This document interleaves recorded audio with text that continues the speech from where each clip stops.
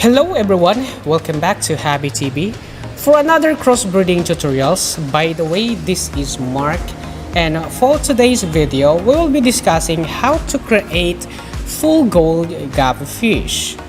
I made this video because a lot of our fellow hobbyists asked me about it. So this time I'm gonna show you how to do it. But first, we need to know the three major basics of breeding. First, out-cross breeding. This refers to the mating of two unrelated guppies, while inbreeding reduces the variation of your offspring that sometimes produces new set of traits, and line breeding helps keep your gene pool intact or making your guppy fish strain strong.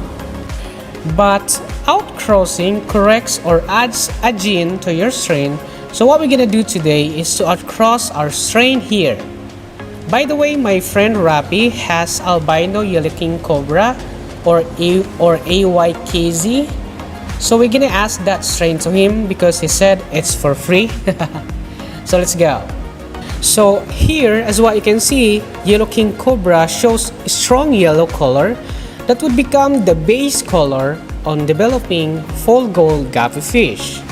And if you look closely, some of the males have been inbred, or in other words, on their body, they don't have any shades of snakeskin pattern. So we're gonna choose that.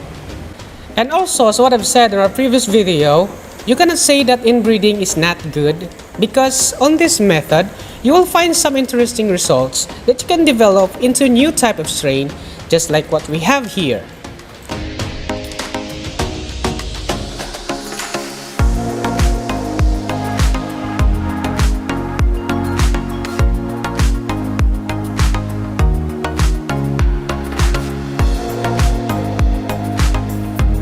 And for females, we are going to choose female as much as possible don't have shades of pattern on their caudalfins, because we're gonna turn that into solid color.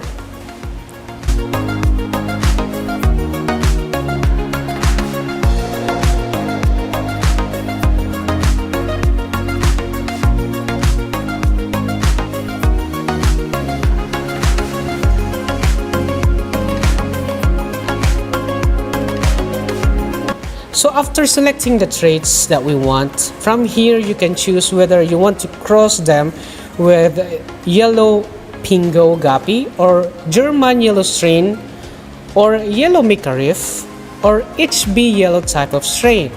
And of course, it always depends on the traits that you want to introduce to create your personal preferences. So here you can choose from this 4 strain to be crossed to our AYKC inbreed here. And moreover, if you don't have those 4 strains that I mentioned, you can still develop AYKC into full gold by creating line 1 and line 2 inbreed guppy fish. And trust me, soon you'll have a good result. Just do the selective breeding. And for those who are new to crossbreeding hobby, by the way, this method is the most useful to make a new set of strain by crossing close related traits guppies to come up with a new one. Or you may want to get a bigger dorsal fin, or improve the color, or rectify a defect in the caudal fin, or you may even want to create a totally new strain, just like what we do today. And also, outcrossing demands plenty of tank space and patience to carry out the required back crosses and end up with results that you want.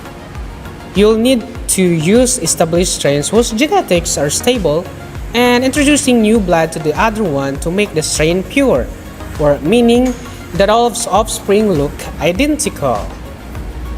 Finally, try the cross both ways, female to outcross strain and male to outcross strain. You may not know whether the trait that you want is X or Y chromosome link. And in addition, when crossing guppies, you should keep your record with you. This is one of the most important disciplines needed when working with any guppy fish crossbreeding, is to keep good records. You should be able to tell where are you already in your crossbreeding experiment, or producing potential traits on what stage level, or it should be crossed to other traits from what generation. Keeping records now will be useful in future generations. Record keeping is simple and helps to keep track the progress of a particular strain that you want to produce. For each drop, you should keep track of the number of young, the number of males and females, how many calls, and are you close already to your goals? This way you will know which fish through the preferred traits that you want. Accurate records will allow you to trace back through generations to see what steps you took to achieve your ultimate goal. And don't worry, by following these procedures, you will get your full gold guppy soon, and I'll guarantee that to you. And also, if you are new to crossbreeding, you can scan our previous video tutorials on making your own strain to understand this method more further. And also, when it comes to enhancing your guppy fish color by feeding them with color enhancing food, and I'm gonna show them to you today. And for you to know, fish skin has chromatophores, a type of cell that contains color pigments. These pigments utilize carotenoids to bring forth shades of yellow or gold as xanthopils, red and orange as carotenoids, and brown and black as melanin. Genetics dictate where these colors are, while the diet impacts the actual pigments. Carotenes are a group of carotenoids, as are xanthopils, such as astaxanthin and lutein. And I know guys, some of you already heard about it as astaxanthin on many commercial fish foods. Other coloring shades are affected more indirectly by food, requiring a balanced diet in order to produce pigment in guppy fish. The astaxanthin, for example, can be supplied by feeding krill as a standard ingredient in commercial color enhancing foods, and red and green microalgae. Complementary foods have also been identified. For example, adding a little coconut oil to homemade fish food could significantly increase the accumulation of carotenoids in tissue. Once the fish have ingested, processed, and absorbed carotenoids or other pigments, they are mixed with oils or lipids and deposited into the chromatophore cells. There are hundreds of carotenoids that have been identified in plants, algae, and seafood. Yes, most are ignored by commercial fish food manufacturers due to their expense or to minimize the number of ingredients. However, when you are dealing with creatures in your aquarium, which requires these foods anyway, why not utilize natural sources, right? So let's go to color enhancing vegetables and fruits. Note, vegetables will have to be slightly cooked or add it to your homemade fish food, as what we do in our previous video. The foods that I'm going to show you this time are rich in carotenoids and astaxanthin for your guppy fish coloration.